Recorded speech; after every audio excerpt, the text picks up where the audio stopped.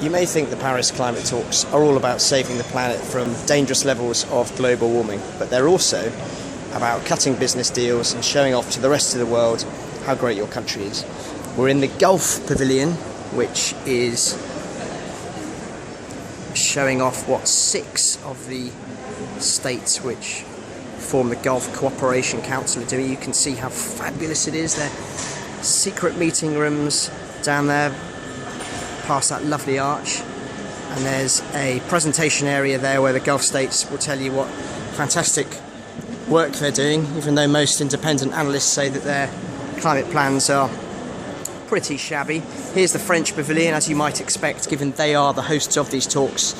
It's absolutely splendid, showing off all their satellites that they have flying around the world, telling us how much carbon dioxide is or isn't in the atmosphere.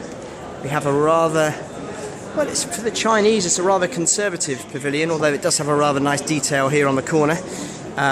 This is an important pavilion. This is where many business leaders come because they realise how much money is in China, and there are always events taking place where you have people saying what great work the Chinese are doing in terms of climate change. On the left here, this is the pavilion which always seems to be at the front of the main area where these national showcases are. This is the US 2015 Centre, US Centre 2015 Paris, showing off all the US's latest gizmos. You can see just over there they have a picture of all of their satellites crossing the Earth, checking CO2 levels, offering weather data, perhaps giving vulnerable countries a sense of what they can do to avoid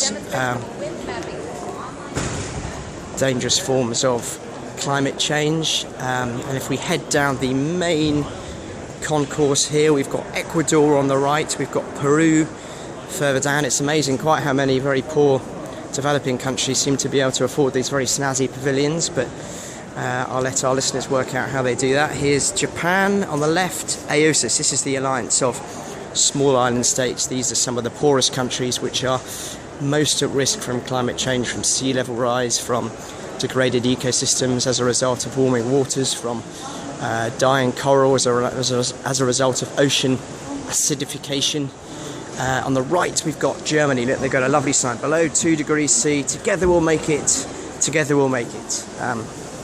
Doesn't say much about all the coal they're burning, but there we go. And here I think this is the snazziest pavilion of all. Look at this. This is the Indian pavilion, COP21 Paris 2015, complete with a lovely water feature and lots of iPads demonstrating what great work India is doing at the conference. Quite what this water feature is really supposed to demonstrate is slightly beyond me, but it does show the level of technology that India has. Technology transfer is one of India's key asks at this conference, so perhaps it's sending a message to the rest of the countries to let them know that if they get a bit more help, this is what they might be able to do with all the new technology. So that's a very quick tour of a number of pavilions here, which really are not only meeting rooms for ministers to discuss the talks, but they're also an opportunity for countries to really push it out there and show what they're doing,